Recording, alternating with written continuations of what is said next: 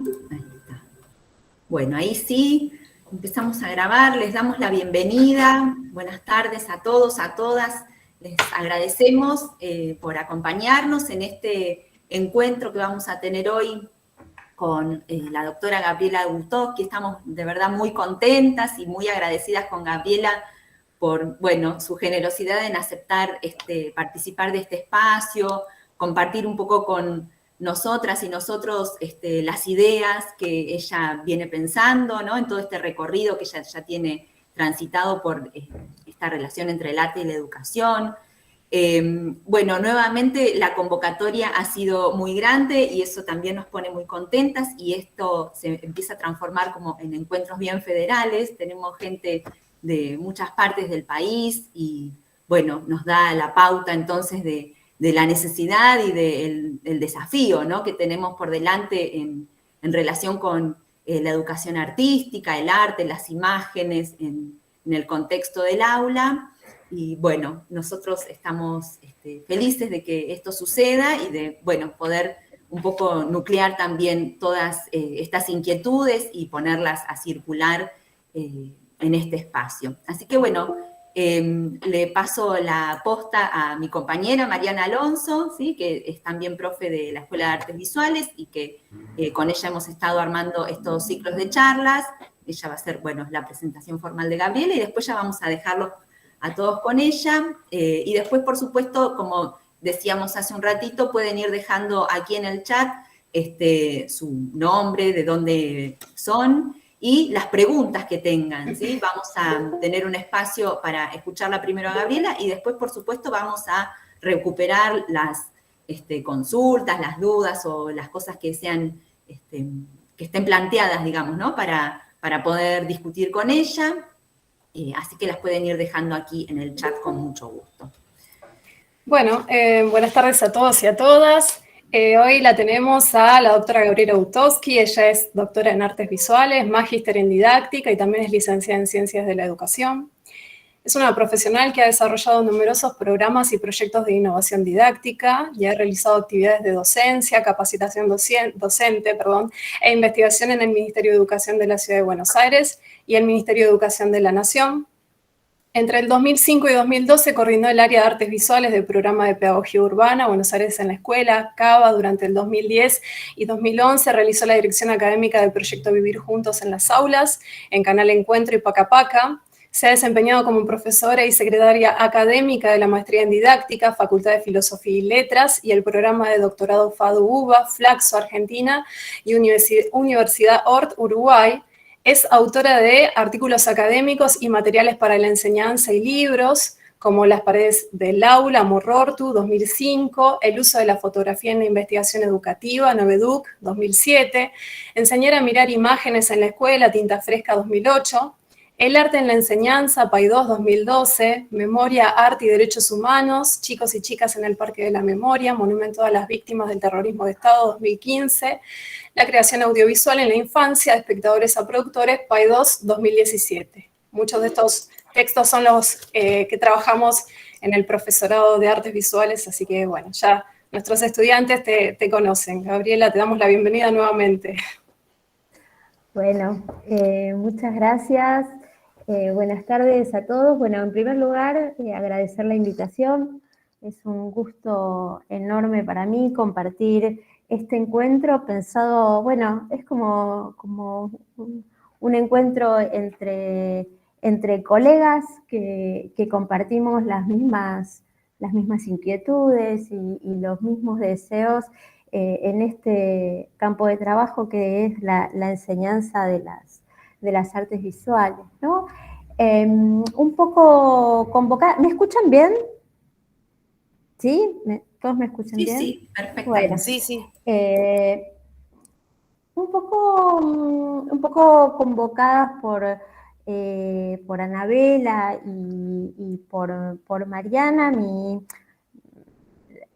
el motivo o la temática del encuentro que voy a abordar con ustedes en el encuentro de hoy es qué pasa con ese momento tan particular en que nuestros estudiantes pasan de aprender didáctica en el aula a hacer las prácticas, a ir a la escuela y tener que poner eso que aprendieron en acción, ¿no? ¿Qué sucede cuando pasamos de esas instancias de orden más teórica o de trabajo creativo en el aula a dar ese paso que implica las prácticas en la escuela y revisar algunas de las estrategias que fuimos probando y ensayando para trabajar en ese punto de quiebre tan particular que es comenzar la enseñanza.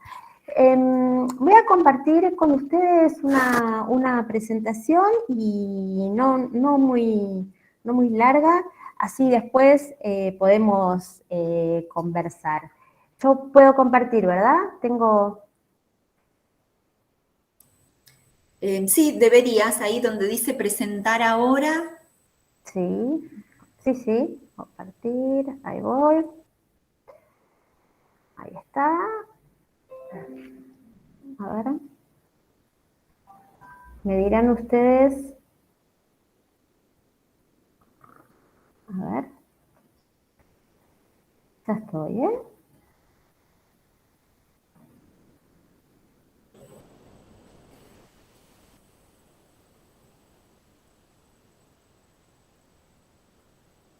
A ver, un segundito.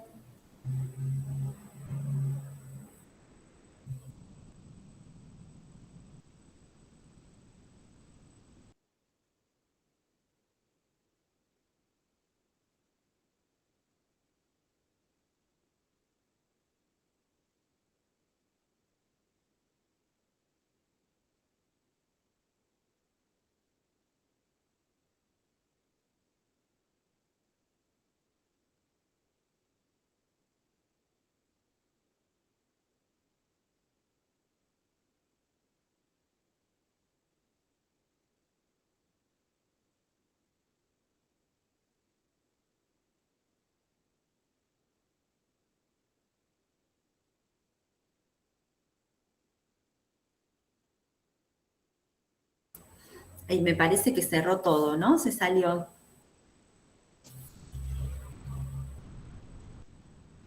Si querés enviarle un mensaje. Ahí le sí.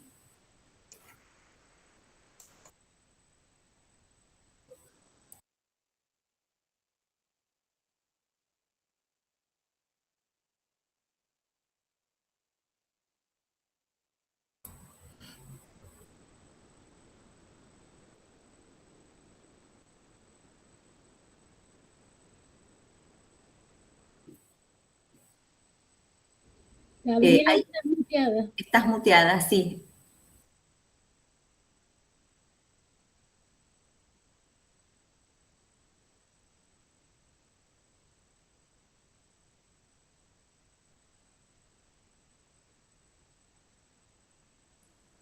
Ahí vamos, ¿eh? Ahí está, ahí está. Ahí va, ahí va. Ya.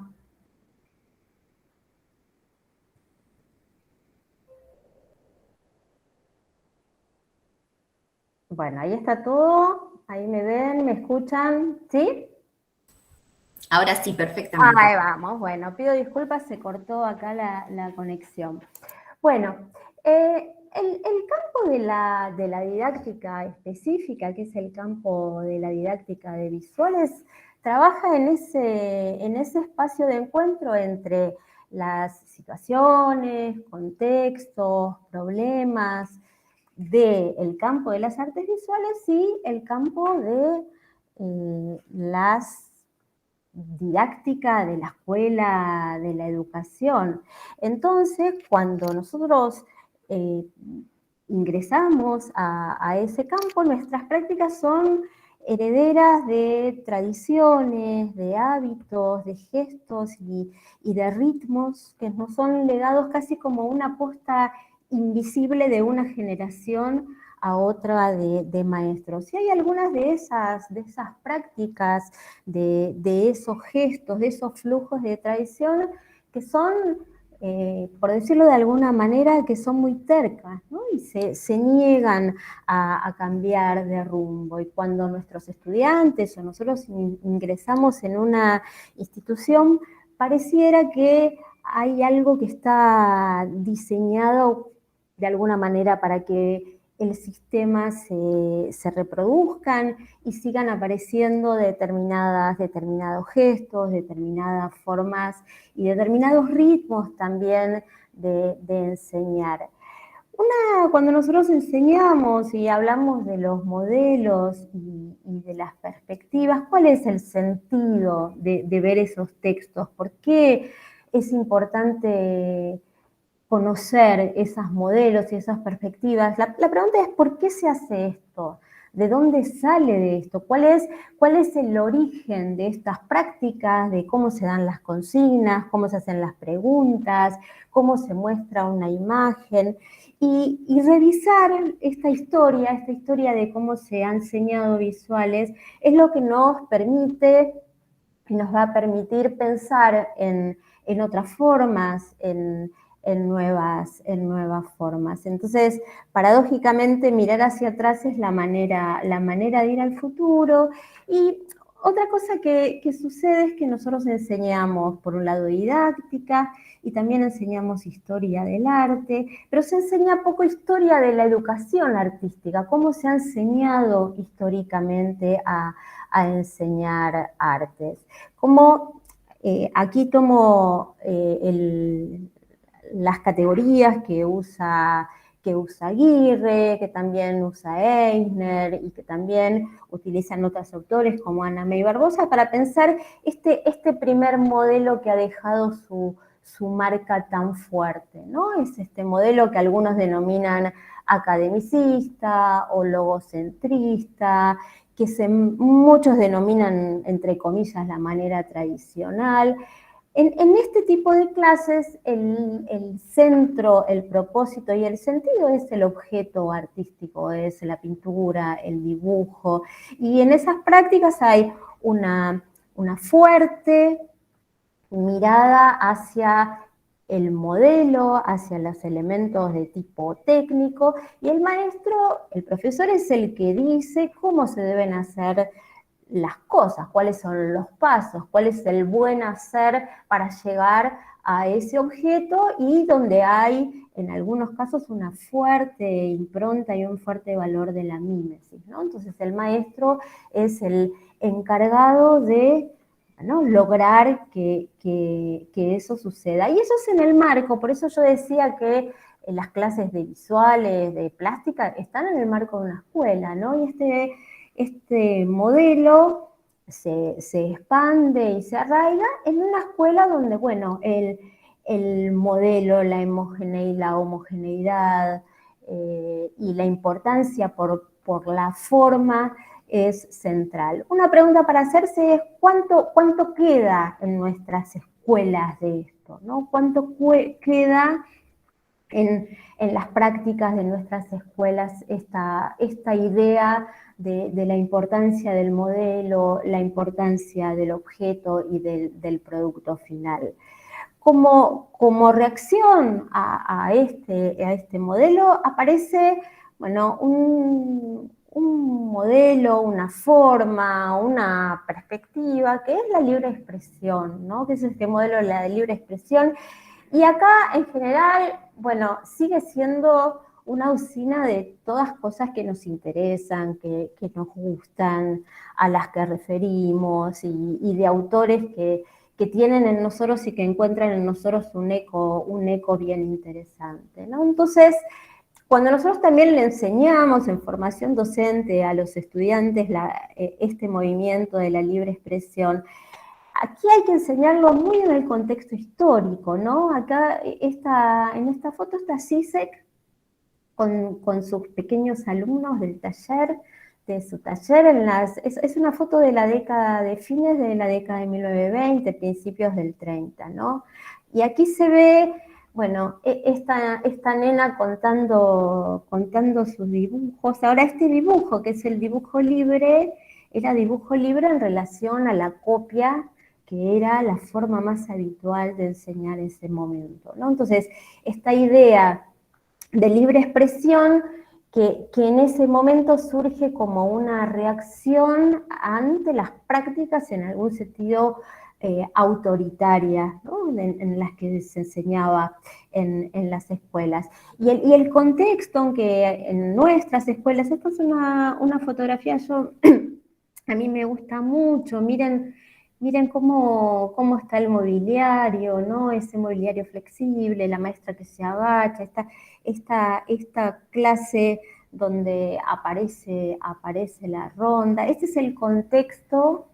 Esta es una foto de la década del 20, de una escuela en la ciudad de Buenos Aires. Este es el contexto de la libre expresión, ¿no? Una práctica centrada en los niños y, por supuesto, ahora podemos decir de manera crítica, en una idea un poco también romántica, ¿no? Ese niño que libremente se expresa, dice, hace.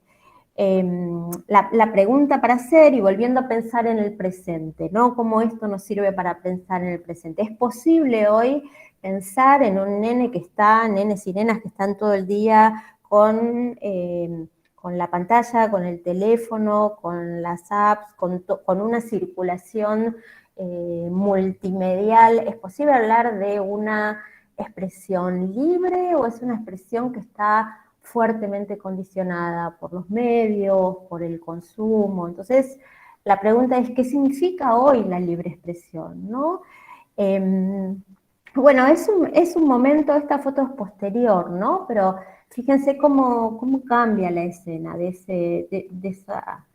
ese aula de todos mirando al frente el modelo. Es el momento, en el periodo de entreguerras y con algunas experiencias posteriores también, que aparece el taller como espacio de trabajo escolar para las artes visuales, para las artes plásticas, ¿no? Y de nuevo pensar qué significa la libre expresión, cuál es el margen entre dejar hacer libre sin enseñanza, y acá aparecen las ideas bien interesantes de Eisner. Hay que enseñar. Ahora, ¿cómo enseñar? Para la expresión, ahí hay una pregunta bien interesante, ¿no? ¿Cuál es el rol del maestro y cuánto meterse y cómo meterse, por decirlo de alguna manera? Nuestros estudiantes dicen a veces, de un modo despectivo, bajar línea. Yo no quiero bajar línea. No tenés que bajar línea, tenés que enseñar. ¿Y qué significa? Este caso me parece interesante. Son dibujos, son retratos hechos por nenes de un primer grado, ¿no? Entonces, bueno, acá hay mucha enseñanza, no es una práctica libre sin intervención. Acá hay una maestra que enseña, ¿no? Bueno, y cómo la libre expresión, que ha tenido un arraigo fuerte en nuestras escuelas, ¿qué pasa hoy con eso? ¿Cómo esas ideas de libre expresión infantil quedan conmovidas o cuestionadas a la luz del medio en el que viven los nenes, ¿no? Y los nenes, las nenas, y por supuesto nosotros también. Y el movimiento de la libre expresión, que en general se centra, y hablamos siempre de nenes chiquitos, empezar qué pasa en la libre expresión en la formación de los adultos. Este caso es una clase en la Bauhaus, y antes de empezar a pintar, antes de ir al taller de pintura con el maestro Gropius, hacían ejercicios corporales, ¿no? Pensar también qué significa la libre expresión, no en los niños, que es lo más habitual, sino también en los adultos. Y acá, bueno, habrán visto alguna vez estas preciosas fotografías del maestro Joseph Albers con sus alumnos. Bueno, hay una serie grande de fotos, yo los invito a que las miren, son fotos que están en su fundación, después les paso bien el dato, y ahí se lo ve varias cosas, ¿no? Se lo ve a él literalmente metiendo mano en el trabajo de los estudiantes, y se lo ve mucho escuchando a los estudiantes, ¿no? Esa idea del sujeto a escena.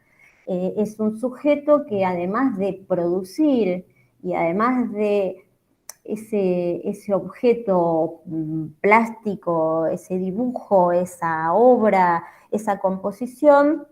Fíjense que en esta escena ese estudiante no solo se trata de hacerlo, sino también de poder dar cuenta de eso que se hizo, ¿no? Entonces, mientras que en la escena anterior lo principal era el resultado, aquí también aparece el sujeto que produce.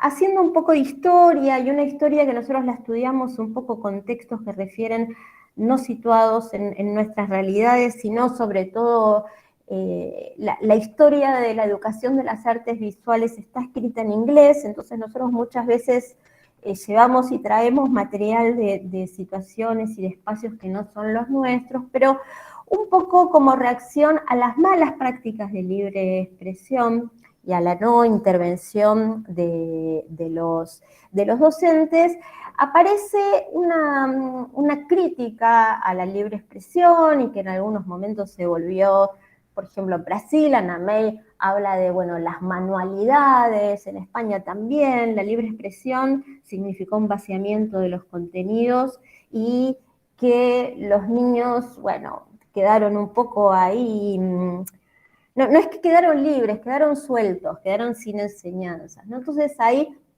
una recuperación fuerte en la década de los 60 y de los 70 de la disciplina, ¿no? Del campo disciplinar de las artes visuales, y aparece esta perspectiva que tuvo un impacto muy fuerte en nuestras aulas, sobre todo en la secundaria, ¿no? Y que es entender que tomar el modelo de la alfabetización y entender que las imágenes, sobre todo las imágenes publicitarias y determinados tipos de imágenes, debían ser leídas. Entonces hay que enseñar a leer, y ahí aparece toda la metáfora, el campo de la semiología para el análisis, ¿no? La composición, los componentes formales, los elementos, lo connotado, lo denotado, todo lo que implica pensar que la imagen es un texto, ¿no? Y esto adquiere unos ribetes un poco raros. Hasta aquí uno podría decir, bueno, hablamos de planos, las líneas, pero también adquiere este trabajo analítico, racional. Es un poco particular cuando se trata de analizar una obra de arte, ¿no? Entonces, después cuando charlamos me contarán ustedes, pero este modelo de pensar la obra como un texto, la pregunta es ¿por qué triunfó tanto? ¿Por qué le fue tan bien, sobre todo en la secundaria? Yo creo, y bueno, surge de algunas investigaciones, que en principio fue muy fácilmente apropiado por los profesores porque resuelve mucho la clase,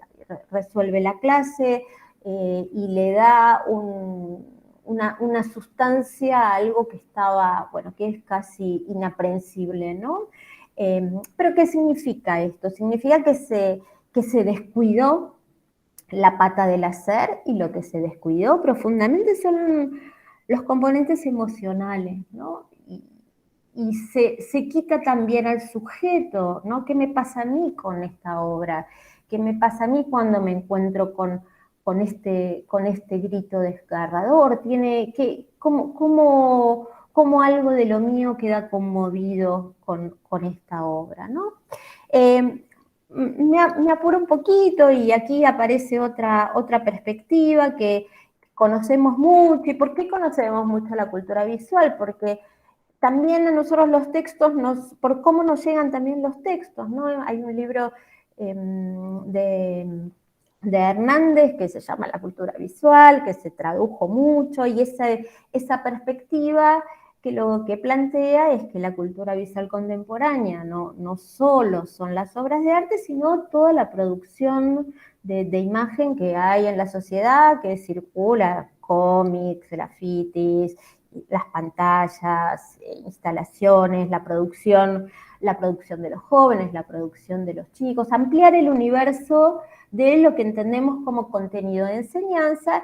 Y además otro elemento bien interesante de la cultura visual es que las obras de arte son producciones, creaciones sociales y culturales que hablan de lo social, hablan del mundo, y que llevarlos a la escuela o a un espacio de educación de museo o trabajar en las clases desde la perspectiva de la cultura visual, lo que nos permite es hablar del mundo, ¿no? Del mundo social, con obras, hay algunas obras en particular que abonan a esta idea, ¿no? Bueno, con esta obra, con esta fotografía de Marcos López, la cultura visual, por supuesto, todas las referencias a la última cena, podemos hacer un análisis compositivo, pero lo que propone la cultura visual es ver el contexto, bueno, en este caso la crisis de 2001 y qué significaba el asadito de la foto, ¿no?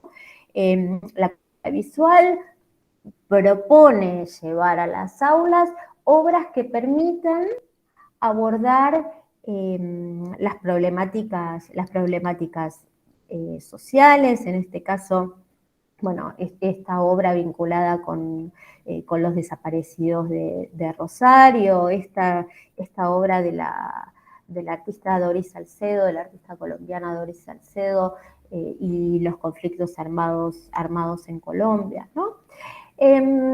Entonces, volviendo a la pregunta, ¿por qué enseñamos como enseñamos? ¿Por qué en las escuelas se enseña? ¿Cómo mirar una práctica cuando entramos a una escuela? Bueno, ahí hay huellas, legados, tradiciones de distintas perspectivas, de distintas construcciones, y en la medida que uno pueda entender de dónde vienen, más posibilidades yo tengo de elegir.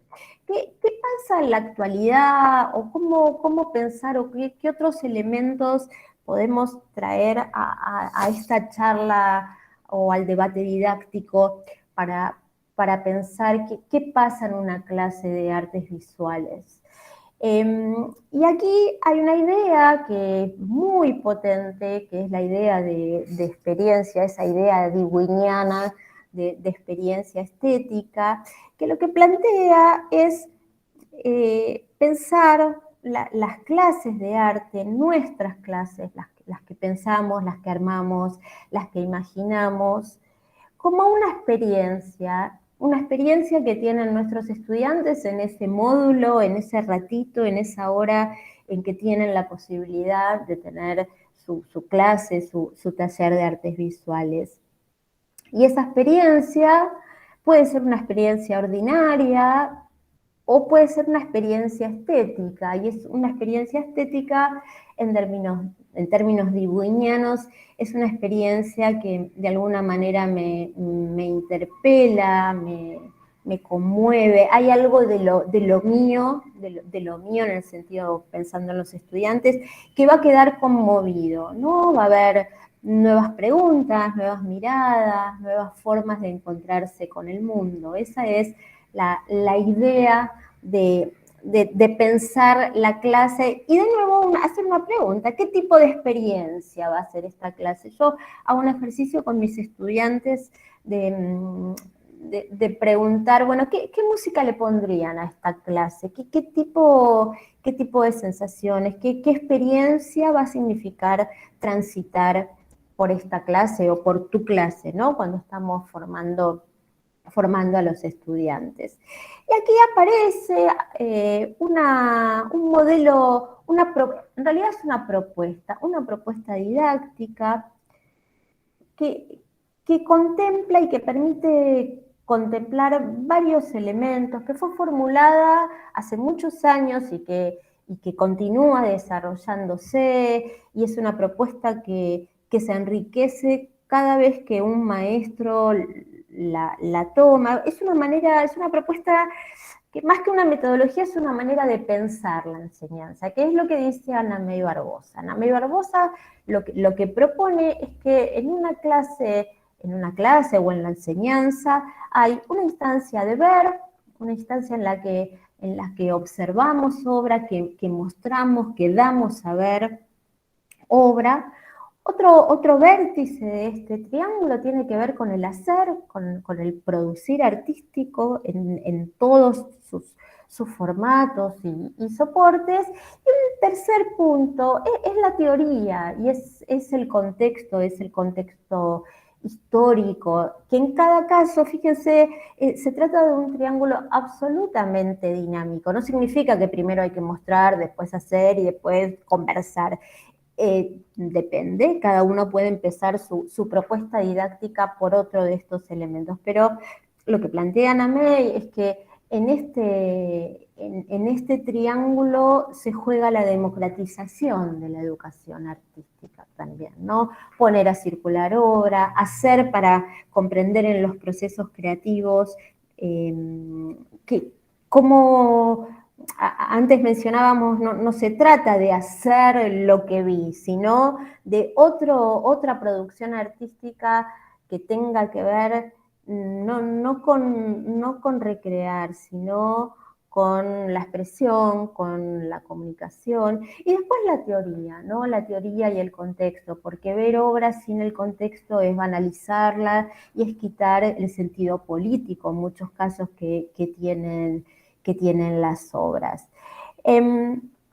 Aquí ya retomando la propuesta de Anna May y para los que enseñamos didáctica, nosotros tenemos un desafío muy grande porque las didácticas ya no son prescriptivas. Nosotros cuando formamos a nuestros estudiantes no les decimos, bueno, ustedes tienen que llegar a clase y decir esto. Son didácticas no prescriptivas que se constituyen en espacios de reflexión, donde con qué contamos, cuál es el insumo de la didáctica. Hay teorías, hay textos, hay buenas prácticas que las usamos como referencias, como faros. Y yo diría que tiene que haber más, hay también investigación, ¿no? Investigación didáctica para seguir construyendo a partir de propuestas, como la propuesta triangular, nuevas formas de enseñar. Y toda práctica también, toda práctica de enseñanza, tiene una concepción de educación artística. Entonces, acá hay otra pregunta para hacerse al pensar las prácticas. Bueno, ¿qué concepción de arte hay detrás de esta práctica? Así como poner una obra y preguntar qué dice y usar metáforas lingüísticas supone detrás una concepción, ahí hay algo para pensar. ¿Qué concepción de arte hay en cada práctica, ¿no? Entonces, bueno, mi propuesta es una propuesta que une los fines y las técnicas y los procesos como parte de un núcleo común, desafiar el carácter meramente instrumental, la cuestión meramente técnica, que integra la forma del contenido y acá integrar también lo didáctico y lo disciplinar, que es difícil porque muchas veces nuestros estudiantes en un lugar aprenden a hacer grabado, en otro lugar aprenden a hacer pintura y después, bueno, ¿cómo juntamos, ¿no? La didáctica como un lugar de encuentro donde no estén desarticulados todos estos elementos.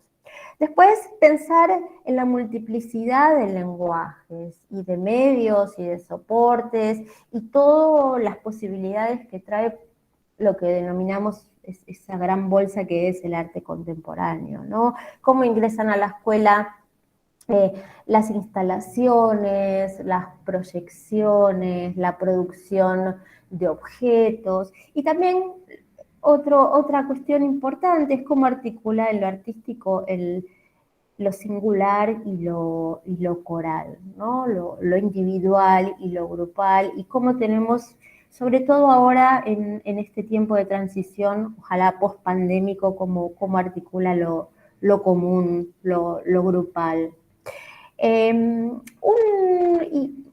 Un elemento crítico, muy crítico del pasaje del trabajo con las prácticas y del pasaje del aula de lo que yo pienso a la práctica concreta es la planificación. La planificación es una instancia de anticipación, ¿no? Y además está decir que la planificación no es la clase.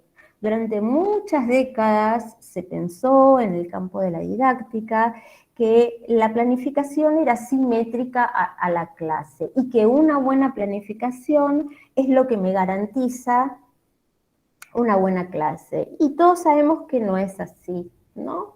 La planificación, cuando se encuentra con la clase, bueno, toma otros rumbos, otras derivas.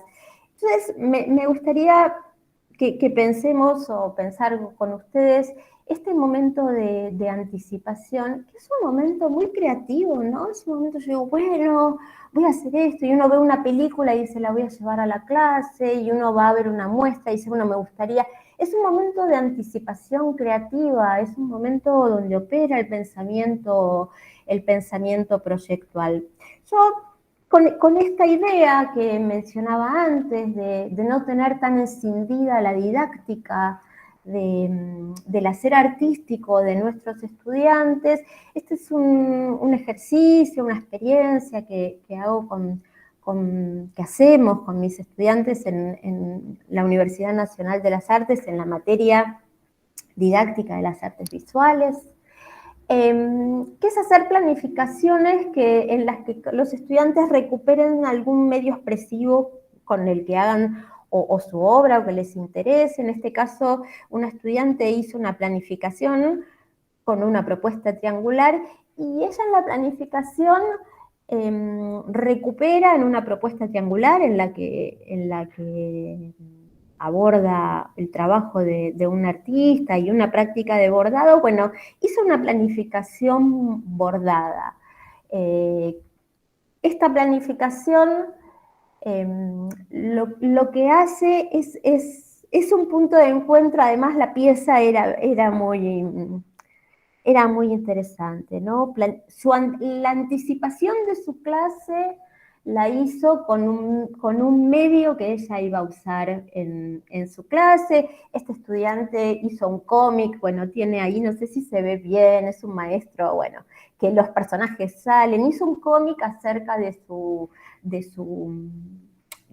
clase, ¿no? Entonces, me parece que este pequeño ejercicio lo que permite es trabajar con esta idea. La relación que hay es el contenido de la forma, por supuesto, ¿no? Después, ahora vamos a charlar, hay que saber planificar con la planificación legal formal, pero esa planificación que obedece a un modelo que no fue necesariamente pensado para visuales, por ejemplo, tiene muy chiquitito el apartado de materiales y para nosotros es lo más importante, ¿no?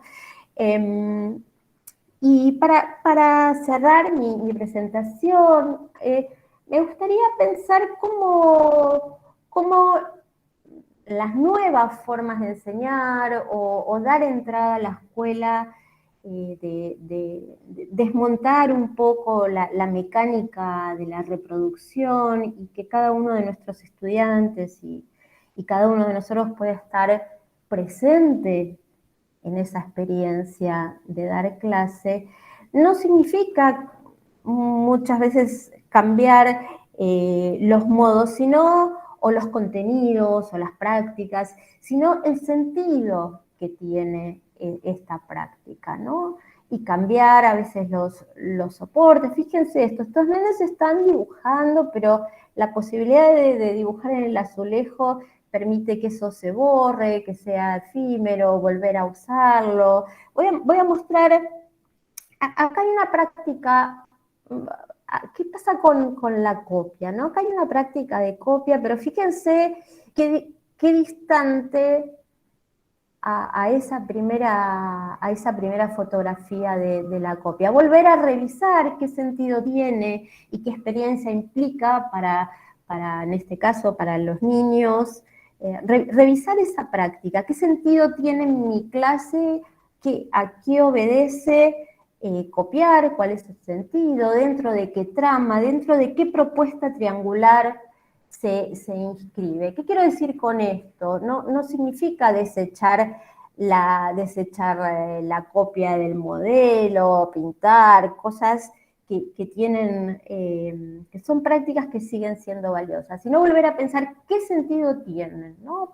¿Por qué se va a hacer eso? ¿En el marco de qué proyecto? ¿En el marco de qué propuesta cobra sentido copiar? Esta es una propuesta que me gusta mucho, que si hay algo tradicional en la historia del arte es pintar caballos, ¿no?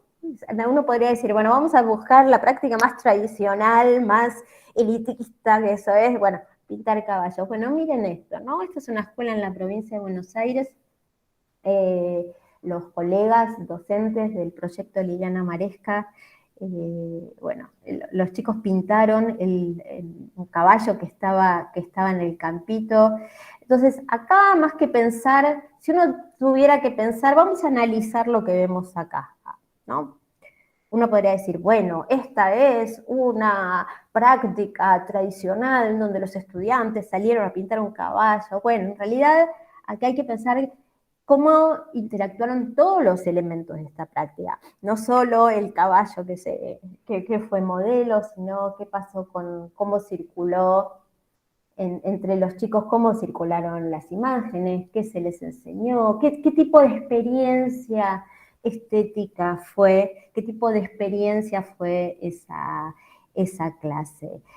Las prácticas del grabado, que son prácticas que tienen muchas décadas y que, bueno, que se siguen haciendo. ¿Cuál es el sentido, no? ¿Cuál es el sentido que tiene para estas adolescentes? ¿Cuál es la consigna? ¿Qué pasa con el tiempo? ¿Cómo esta docente que trabaja con el grabado logra instaurar en su clase de arte un tiempo y un ritmo diferente al habitual del trabajo con las imágenes que tienen las estudiantes?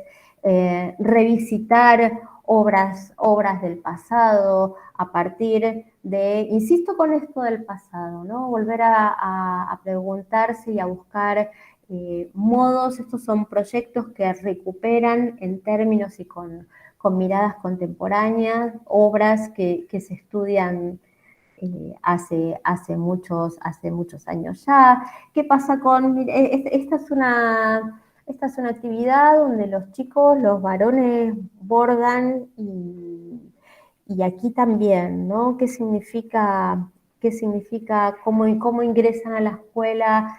No solo los contenidos de ESI, sino el lugar de las artes en una revisión a las miradas de género, al feminismo, cómo la clase de arte toma con un sentido contemporáneo prácticas que tienen ya muchas décadas, ¿no? ¿Cómo vamos y por último, para finalizar, volviendo a pensar en las tradiciones, en los legados y en las huellas? Hay una larga tradición acerca del uso del espacio y como otra pregunta para hacernos, y con esto concluyo, es cómo desde las clases de arte, pensándolas como una experiencia y con una propuesta triangular, cómo vamos a volver a habitar los espacios y cómo vamos a volver a habitar las aulas ahora cuando volvamos después. A ver si los dejé de compartir, a ver si las tengo aquí. Bueno, espero me escucharon, me vieron, ¿está todo en orden? Perfecto, Gabriela. Te escuchamos Cierro bien. la frase, ¿no? Me parece que ahora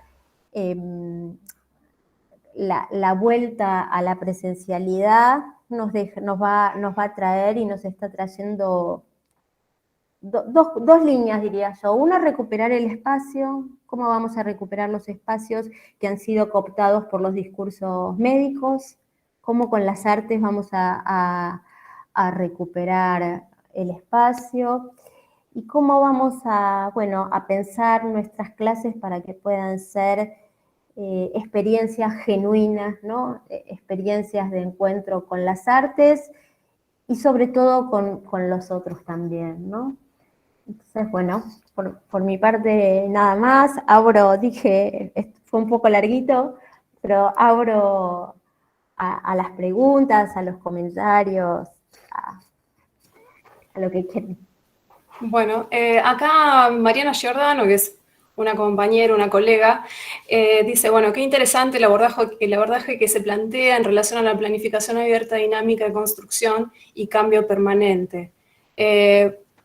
Pablo, Jorge, ¿quiere hacer una pregunta? Que levantó la mano.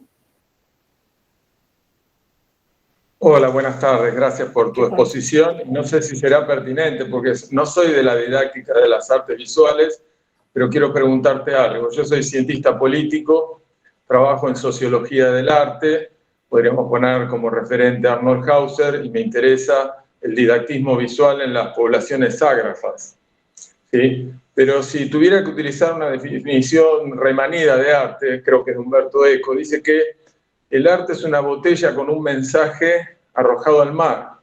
Quiere decir que está esperando un receptor que decodifique ese mensaje que precisamente viene por otro canal, porque los que tiene, evidentemente, no son los que elige, y es aquí donde me parece que aparece la didáctica de las artes visuales.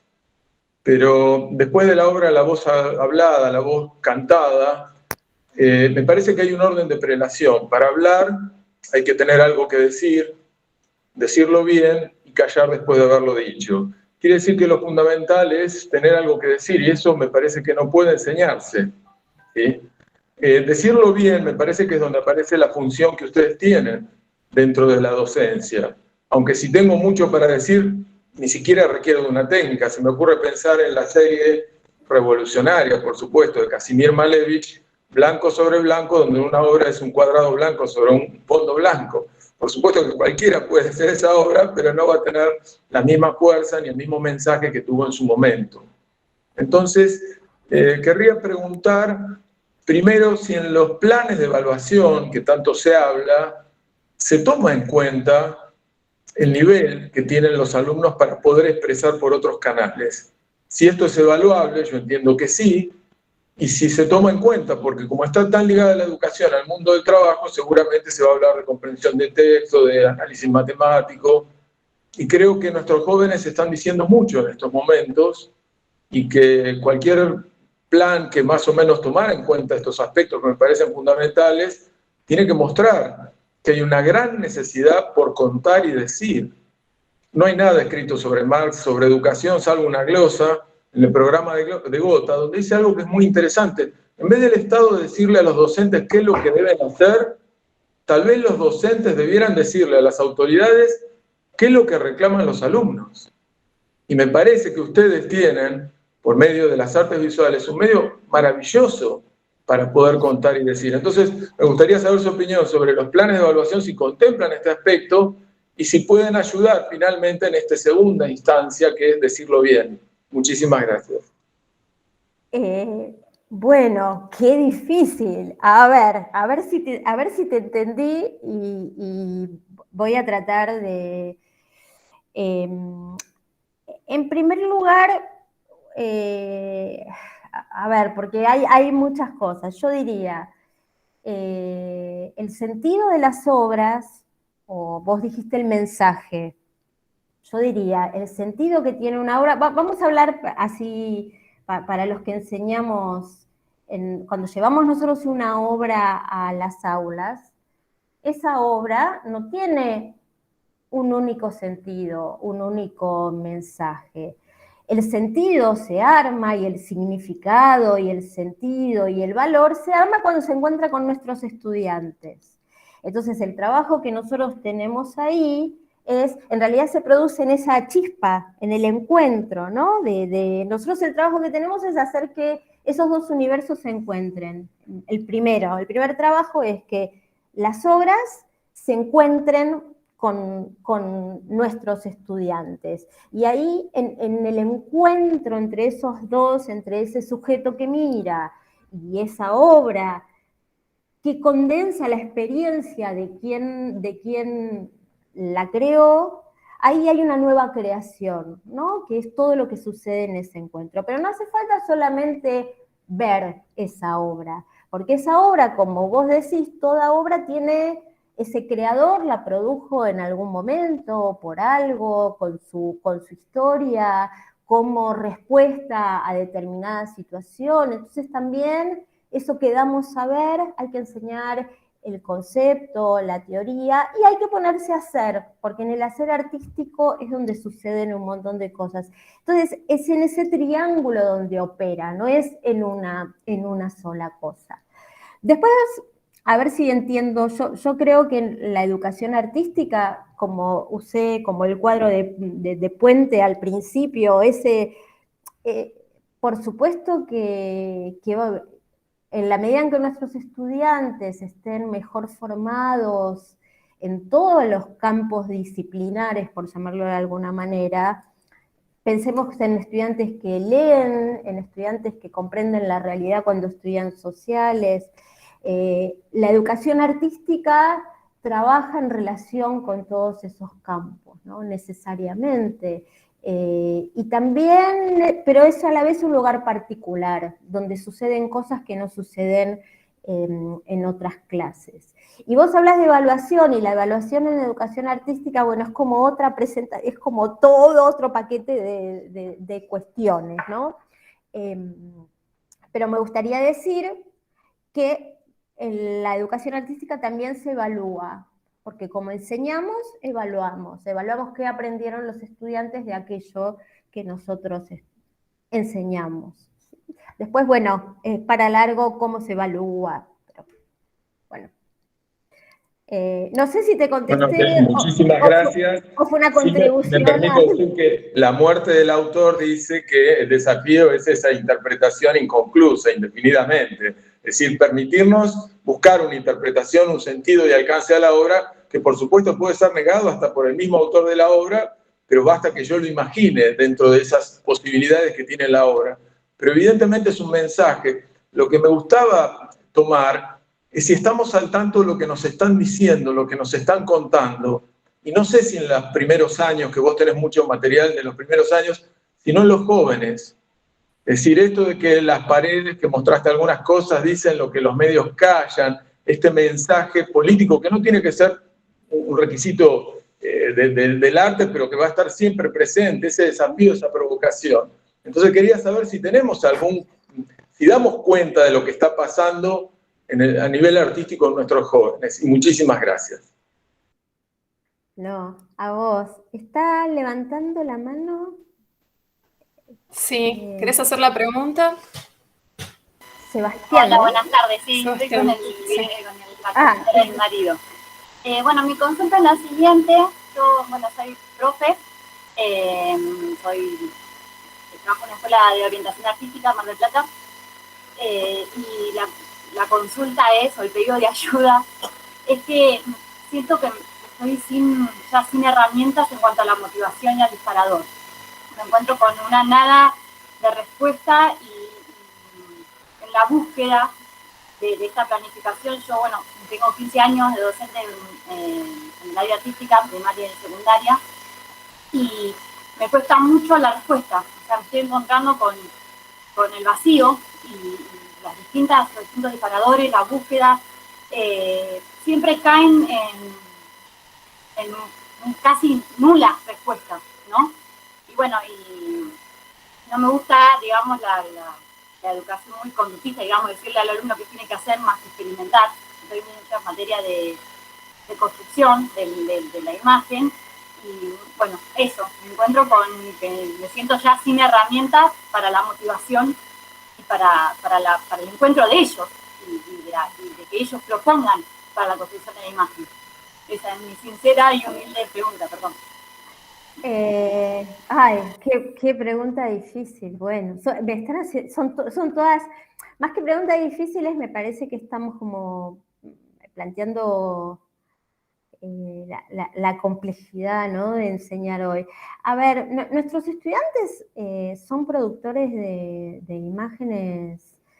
Están todo el día mirando memes, sacando fotos, haciendo selfies. Una parte importante de la producción visual de los adolescentes se produce sin los adultos, se produce por fuera de nosotros. Entonces, quizás, o algunas experiencias, algunas investigaciones, lo que lo que plantean es recuperar algo de la producción visual de los estudiantes por fuera y que circula en las redes.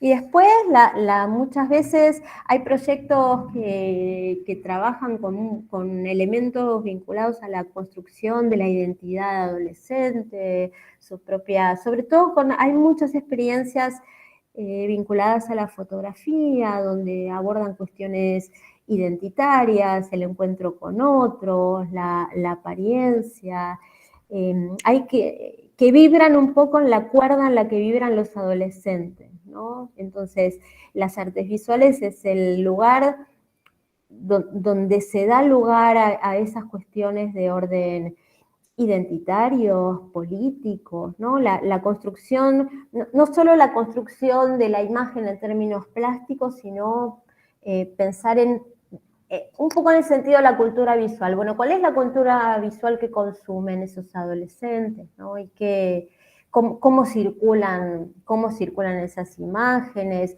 y dar entrada, y aquí la perspectiva de la cultura visual es bien interesante, a toda una producción, qué sé yo, hay colegas que trabajan con problemáticas o cuestiones vinculadas con el género, con cuestiones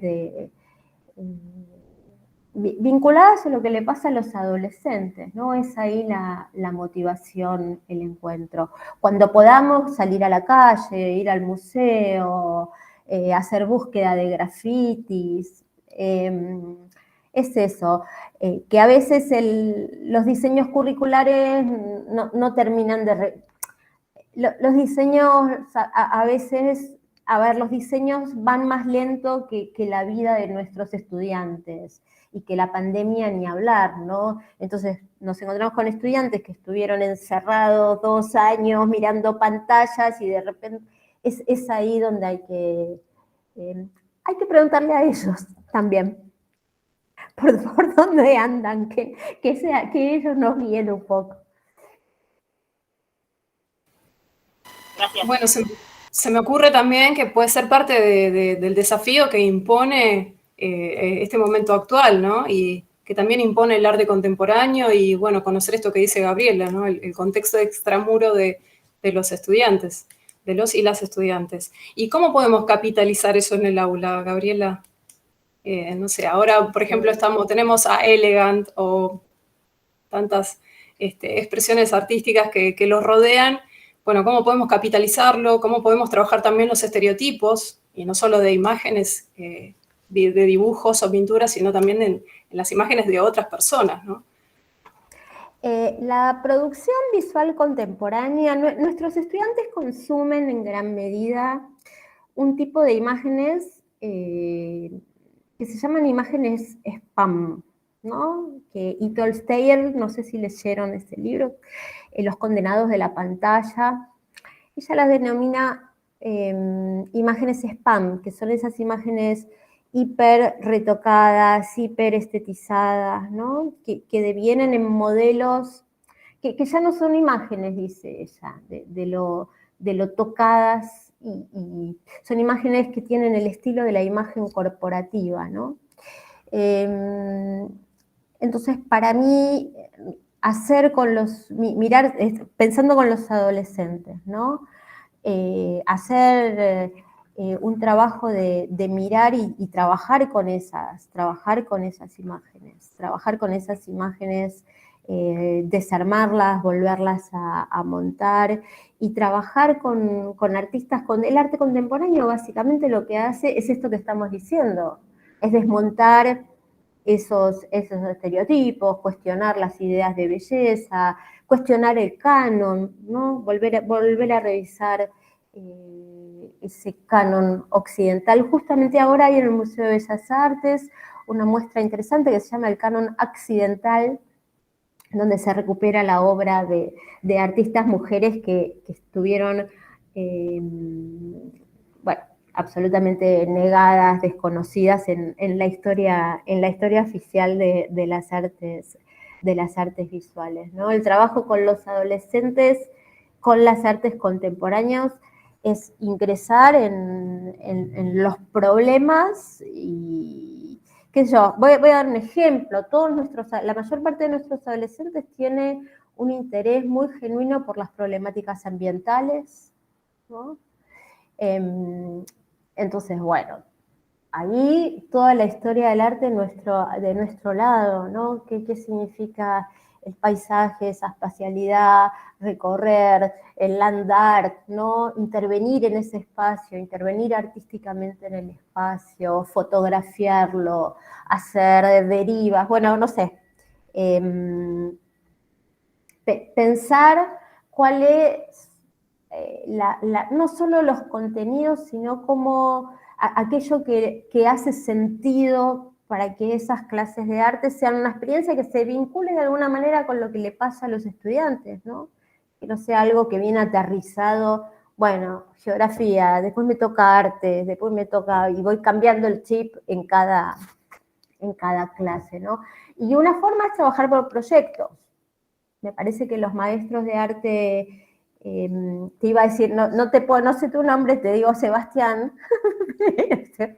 que es una cosa re machirula llamarte con el nombre de tu marido, decime tu nombre. Me llamo Gloria, pero sí, bueno, en la escuela donde estamos trabajando proyectos intracurriculares y también con profesores que son del mismo área y también con profesores de otras áreas, entonces son proyectos transversales en donde todo el proyecto transcurre en todas las áreas y son proyectos generalmente bastante largos, en donde, bueno, no es que empieza y termina, sino que hay una construcción en medio del proyecto. Pero bueno, quizás también comparto lo que vos decías, el desánimo está por esta circunstancia que estamos viviendo también y se ve en los alumnos, no solamente en la materia, sino en otras materias, pero bueno. En esta que uno piensa, claro, bueno, les voy a seducir porque es la materia en la que pueden, digamos, explotar, bueno, todavía está costando. A mí, no sé, perdón, quizás no. Sí, pensar también que la expresión artística como el registro de lo común, como registros más íntimos, ¿no? Que no todo tiene que ser también expuesto, entonces pensar, bueno, dentro de mi clase, momentos o espacios de registros que no se muestran, otros que son compartidos, las intervenciones en el espacio, desmontar la idea, me parece que hay que rearticular, hay una idea interesante que es la idea de la creatividad rearticulada. Nosotros usamos en general ideas de creatividad de a uno, pensando en un sujeto, cuando la creatividad contemporánea es una creatividad rearticulada, redistribuida, ¿no? Entre varios estudiantes, entre varios colegas que trabajamos una temática, y de esa forma este desafío de motivar a los adolescentes se activa de otra manera, ¿no?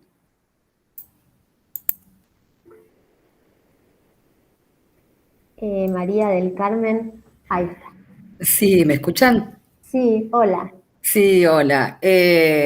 Con todo esto que estamos hablando y demás, empecé a pensar por ahí en mi práctica, yo soy profe de plástica de primaria, y un poco uniendo lo que decía Gloria y también lo que decía Pablo, de qué es lo que nos dicen los chicos hoy, cuál es el mensaje que también nos mandan ellos, es un poco también con esto que también decías vos de la historia, cómo se enseñaba y demás, que nosotros, no sé, yo hace 20 años que soy docente, y también cómo me voy todos los días desestructurando un poquito de esa imagen o de la imagen que el chico también me presenta. El tema, por ejemplo, es el gran tema de pintar el fondo, ¿viste? Nosotros era, para que el trabajo esté terminado, el fondo tiene que estar... Y hoy el chico te plantea, mi trabajo no tiene que tener fondo, mi trabajo no tiene fondo, y te lo discute, y también esta cosa de desestructurarnos nosotros, a mí por ahí me está dando más resultado en los chiquitos, entregarle una caja así enorme de objetos, y a partir de los objetos, no sé, una vez le llevé un sifón, ¿viste los sifones esos de Ives comunes? Y fue maravilloso. Entonces, cada vez que yo vaciaba un sifón, tenía que llevar otro sifón, tenía que llevar otro sifón, y terminaron siendo unos objetos alucinantes y toda una instalación, pero que yo misma me tuve que empezar a adaptar, a desestructurar, para realmente entender qué es lo que ellos estaban diciendo. Y es un poco, creo que me parece a mí el mayor desafío para nosotros, ¿no? Entender qué nos dicen hoy ellos, más allá, no, cómo guiarlos nosotros, que creo que también tiene mucho que ver con lo que dice Pablo, qué nos están diciendo ellos. Porque por ahí es esta cosa de que uno, viste, está con el enseñar, sí, yo te guío, yo por ahí técnicamente, o te guío para qué lado quiero y demás, pero ellos tienen hoy otros significados en un objeto. No sé, me quedó tanto el sifón ese objeto, ese sifón se transformó en que era el plástico de la contaminación, el otro de que se transformaba en... Y surgieron cosas maravillosas, y como que creo que el mayor desafío muy grande es nuestro, de ver realmente qué nos están diciendo. Bueno, yo hasta que me sacó de la cabeza esta cosa de tiene que pintar el fondo, ¿viste? Parece una pavada, pero... Y ella te dice, no. Y bueno, lo blanco, que lo pinto de blanco, sí, pintalo de blanco porque ¿viste? Los cuadros te van a pintar. Y no, te dice, no, ¿sí, para qué? Y esta cosa tan estructurada que por ahí tenemos, que no sé si tenemos, pero es como que fuimos como formándonos así, y más por ahí siendo, si somos por ahí, no sé, artistas nosotros y más exquisitos en lo nuestro, es como que también lo pretendemos en los pibes, y no, es como que tenemos que tener un sacudón nosotros, me parece, ¿no? Muy grande.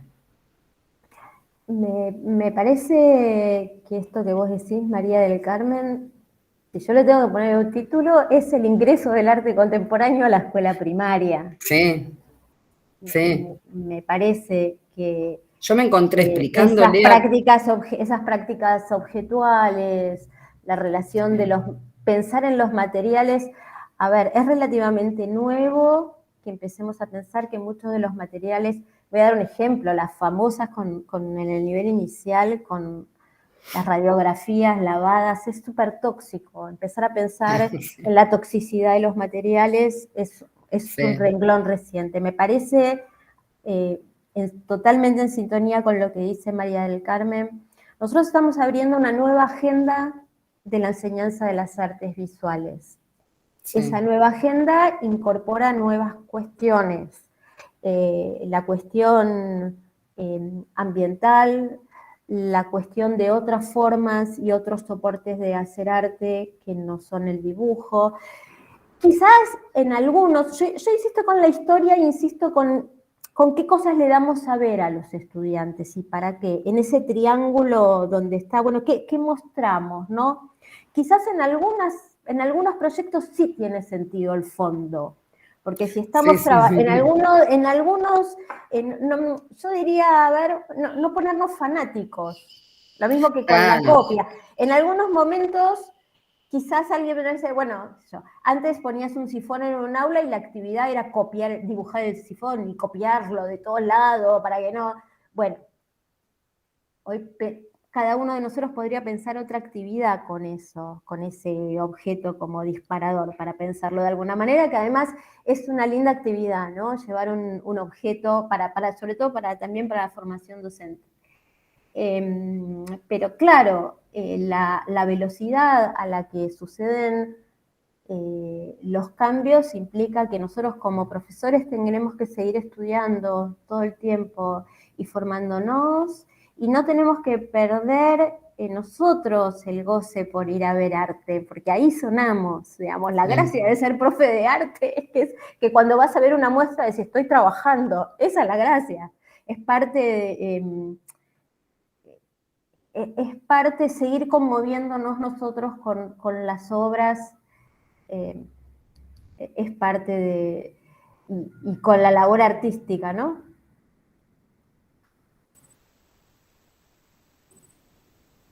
Ay, quedaste silenciada, María del Carmen. Ahí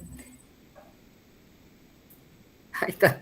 Usar el mismo cuerpo de ellos como soporte de obra. Entonces, ir haciendo pequeñas obras y ellos se los van pegando, por ejemplo, en el cuerpo. Y terminan siendo los soportes de la obra. Y, no sé, pequeñas cosas que fui descubriendo, ¿no? Que uno va probando y cómo te cambia la perspectiva. Bueno, compartir un poquito de eso me pareció que estaba bueno. Sí, por ahí, bueno, ya mucha gente se está decidiendo y por ahí me parece que una cosa que agradezco yo, bueno, la iniciativa de Anabela y de otros colegas, es que tenemos que empezar a trabajar más juntos, todos los profes de arte. Estamos medio a contarnos más lo que hacemos, a compartir las experiencias, a buscar formas de que circulen las actividades, ¿no? Que es una forma también de seguir construyendo y acumulando en el buen sentido prácticas, experiencias, lo que sale bien y lo que no sale tan bien también, ¿no? Pero claro, de la mano un poco de esta idea de esa creatividad redistribuida, ¿no? Y una didáctica no prescriptiva y una metodología que lo que supone es un profesor que inventa, no que replica un método que inventó otro, ¿no?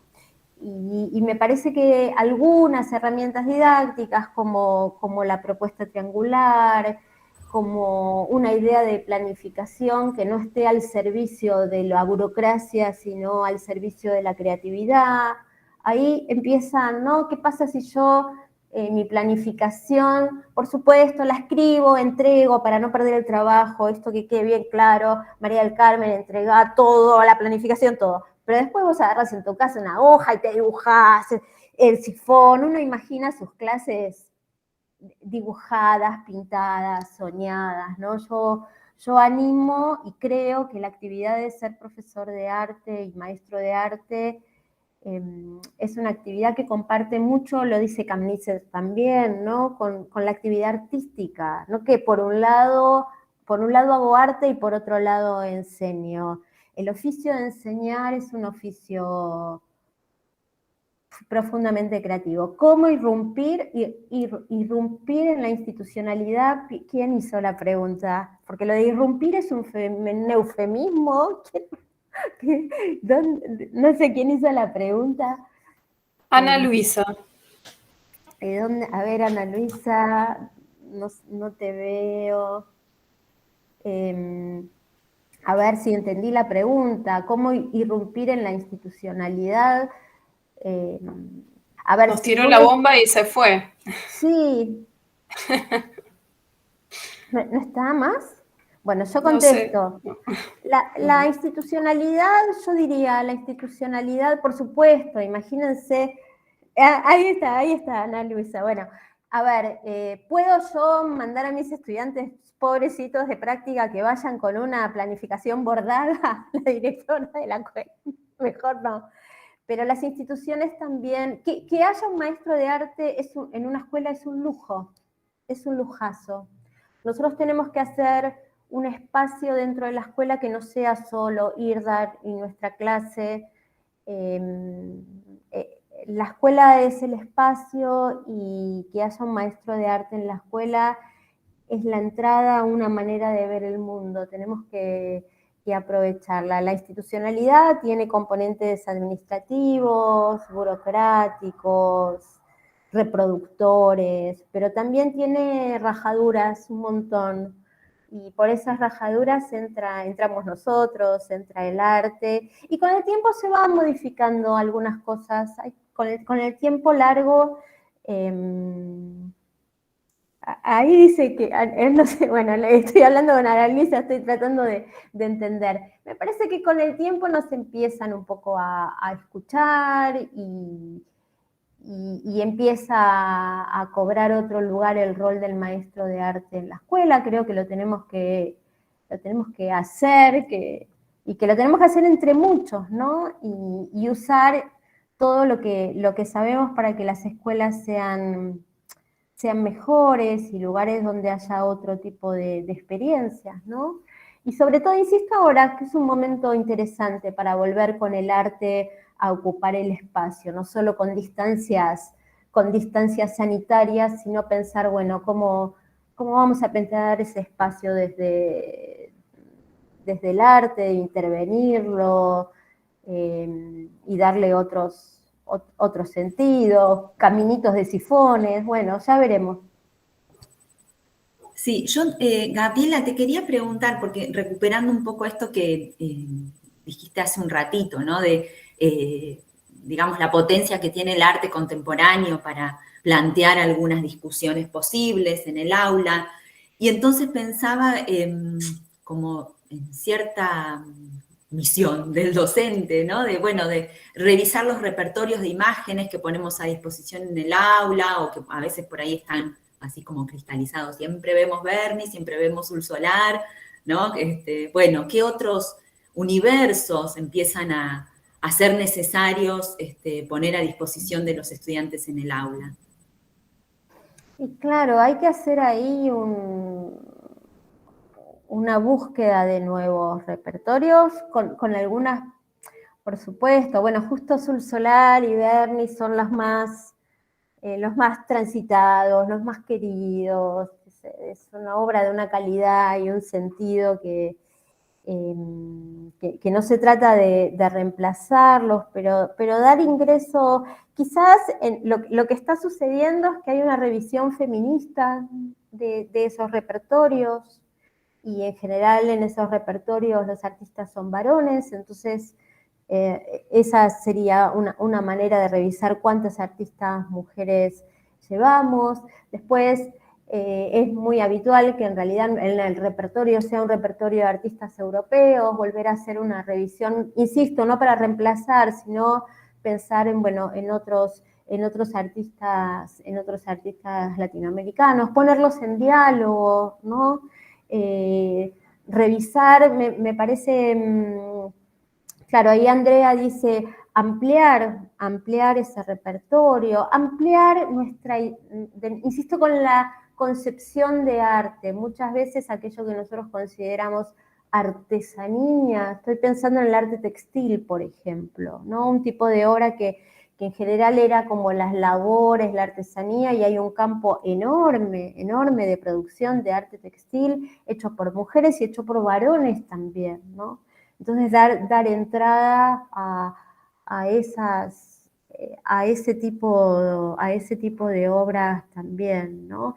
Y no transitar el camino más fácil, porque hay algún tipo de obras que es el camino más transitado, ya están pensadas las actividades, ya están hechos los juegos, entonces, bueno, invitar,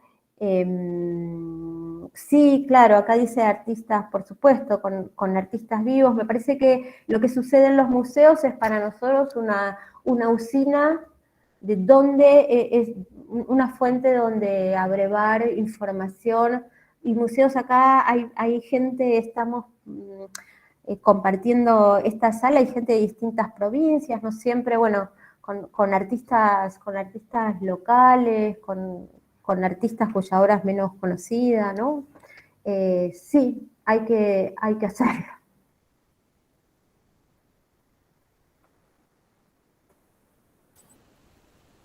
Bueno, no sé si alguien tiene alguna otra pregunta, algún otro comentario para hacerle a Gabriela. Bueno, acá Andrea Brunotti nos dice que le quedaron dando vueltas las ideas sobre la creatividad rearticulada, como, ¿no? Un gran concepto, me parece potente para pensar esto a nivel así, más institucional, ¿no? Bueno, cómo empiezan a articularse sus saberes o a empezar a hacerlo circular. Ahora se me fueron para abajo. Bueno, todos te agradecen, por supuesto, Gabriela, Malena, Nuria, que ya se han despedido. María Natalia dice, bueno, no perder el goce del arte, que le parece eso muy importante, ¿no?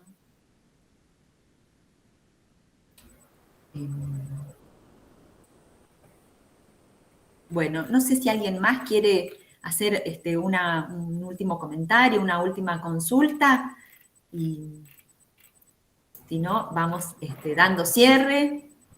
Millones de preguntas, pero bueno.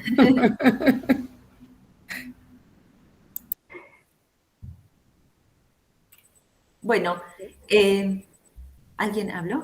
Bueno, cualquier cosa nos dejan ahí las preguntitas y después también se las podemos pasar a Gabriela. Bueno, te agradecemos un montón, por supuesto, ahí nos quedan aquí en nuestros apuntes un montón de ideas, ¿no? Para seguir pensando, que vamos a poner en práctica también, porque ahí salieron muchas ideas, muchos ejemplos que diste ahí, que me parece que bueno, vamos a retomar y vamos a hacer nuestros también.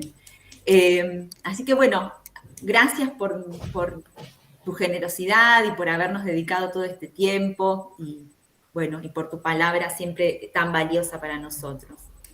Bueno, muchas gracias a ustedes, un placer enorme compartir este espacio con colegas. Me quedo yo también pensando en las preguntas y también con